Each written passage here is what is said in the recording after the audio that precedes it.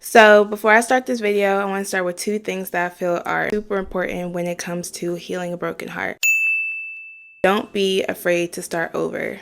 A lot of the times we have to start over in our life, and it is exhausting, but some things come to an end and we have to be okay with starting over and starting a new path, and us being okay with what we thought was going to happen. We have to learn to pivot and be able to go to a different journey that we didn't expect sometimes.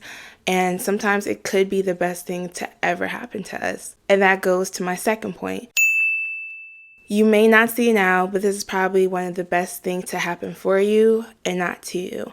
A lot of the times we say, oh, why is this happening to me? Or why am I going through this? But we may not even see why this thing is happening until later on. And once we go back and we look and we're like, I'm so grateful that this happened to me in that way because I avoided this huge thing. Like for me, if I go back and I look back on all the things that happened, whether it's like losing a job or losing a person, when I look back and I'm like, I see how things ended up. I am so grateful for it not being in that situation. I am so grateful to receive that rejection and to not go into that path that I thought I was going to go into. And now, since y'all got two of the most important points, let's get into the video. The first thing, cry it out. I am not going to tell you, oh, you need to suck it up or what. No, cry out. Cry it out, because I am a very emotional person and I'm going to cry. If I need to cry out, I'll let my feelings cry. So I would say if you are going through a heartbreak, just cry out. Give yourself the time and space you need to feel those emotions. Do not try to hide it, conceal it, or try to hold it in, because it will come out in a different way. So I'm definitely an advocate to cry it out, let it out as much as you need to. And once you feel like you've done enough crying, then you can stop. But don't listen to people who are like, oh, you don't need to cry out. Like, why are you crying? Like, they did you like this, they blah, blah. However way the relationship ended, if you feel like this affected you as much as it did and you want to cry, cry.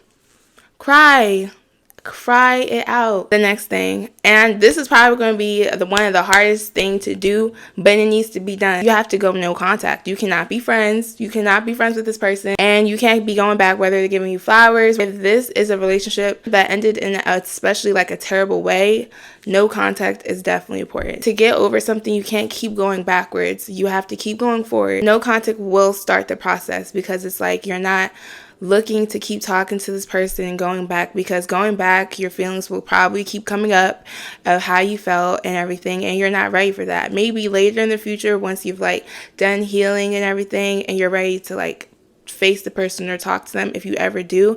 But if you're in the process of trying to get over this person, you keep going back, that's not going to help at all. You gotta stop that. It's not gonna do anything for you. Whether the person's like, oh, can we be friends? That is a trap. No, we can't be friends. No, that's it. No, you don't need to be friends with the person. That's it. There's no contact. There is no contact that needs to be needed. You're done. You do not need to go back to that person at all. That's it. The next thing, focus on yourself. When it comes to relationships, of course, you're probably always with that person, you're dealing with that person, always talking to that person, communication, hanging out. So you'll probably have a lot of time in your hands now. So you need to focus on yourself and just spend time, doing new things, trying new things, different hobbies, having fun, learning about yourself again, because that would be the best thing you do. Even if it's taking up going to the gym and just pumping that iron to release the stress, starting painting, doing something. But you need to try different things, so you're not always consumed with the thought of that person, and you're just going in the process of learning about yourself and discovering new things about yourself. Because maybe you want to start going to school, and that will probably help you establish something that you always wanted to do. I know a lot of times we have things that we want to do, but we're not able to do it because we're so focused on doing other things, or probably hanging out with that individual person when you're in a relationship. So when it comes to being out, a lot of people are like, oh, so what can I do with this time? You can invest that time in yourself. I know when we get in relationships, some people lose themselves, and everything. And if that's the case, you definitely need to go back into loving yourself and loving learning about yourself, because we're always going to have ourselves. So we always have to put ourselves first. So next time when you get into a new relationship, you will always have something for yourself, and you're not always giving all that energy in that relationship, never giving the relationship more than yourself. The next thing is spending time with people who love you and actually care about you. Whether this is friends, family, or both. You don't have to go out partying or drink yourself away, but spending time with people who genuinely care and love you is actually super important during this time, because those people will be the best people to speak life into, whether it's through words or through their actions, because you want people specifically who actually care and love about you, because those people will not have a problem to sit with you in your time of darkness. When it comes to something serious as like a heartbreak, you need to be surrounded by people who genuinely care about you and care about your health, because it's not the time you want to hear things of like bashment of the person that you're dealing with, none of that, but just hearing good affirmations about yourself and that better things are to come, and doing things that will put your mind at ease. And I put this one after the focus on yourself, because even though we do have our friends and our family, at the end of the day, when we're at home at night, we're going to think about these things again. So at the end, we do have ourselves. I'm not saying to just fill your whole day with hanging out with friends and family, because like I said, at the end of the day, you're going to be thinking about these emotions at night. They come out at night when you're just sitting or thinking, or when you're alone. You're not going to always be surrounded by these people. So it's good to still put that energy in yourself and to be able to do things that you will enjoy, because these are your thoughts at the end of the day. Yes, the fans and family can put you at ease and they're helpful to put your mind off things, but we're just human. So it's like our emotions are not going to always be consistent. We can feel this high when we're with our friends and family, and then when we're alone, we can feel this sudden sadness. That's why I'll say being with your friends and family are super helpful, because you'll feel that love that you need, and you'll get your mind off things, and you'll focus back on what is actually important. But when it comes to being with yourself, that is super important as well, and you need to be able to be strong with yourself before anything else. So the next thing, watching empowering videos or listening to empowering podcasts. This is not the time to watch Notebook, nothing sad at all. You need to literally be in the sense of, I need to get out of this funk, this sadness.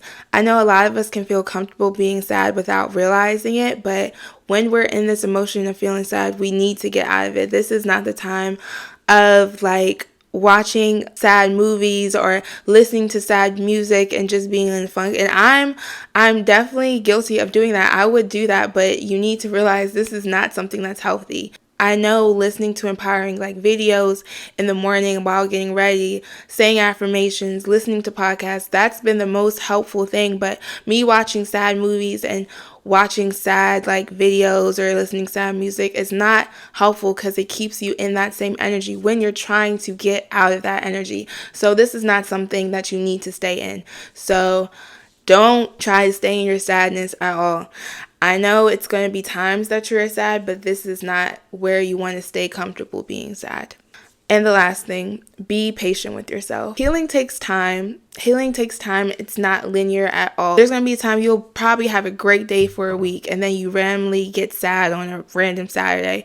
And that's normal. Like I said, we're human. Our emotions are human. We're not going to be like, oh, I'm doing better, and then I'm just completely happy. No, that's the sad truth. You're not going to just be happy and it's going to be better that fast. You're going to be sad, and then you're going to be happy, sad, and it's just going to be a very fluctuating time of emotions, and that's okay, because healing takes time. I wouldn't say give yourself a time frame to feel better.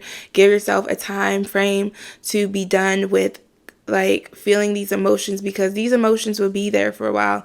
I'm not even gonna lie to you. You might still have these strong feelings for this person, or you might still love them, even if this is like a situation of them doing something bad to you, or even if it was like a genuine, oh, we're gonna just separate from each other. Things happen and we're human.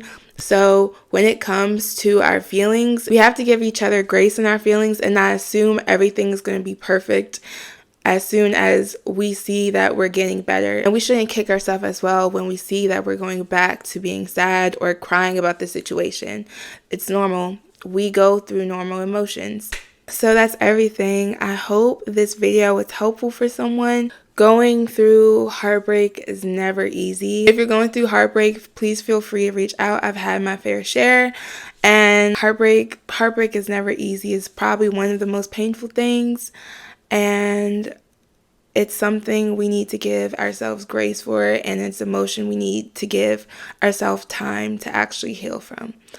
So yeah, that's everything. If y'all like this video, please don't forget to like, comment, subscribe. Thank y'all for watching and have a beautiful day. Bye.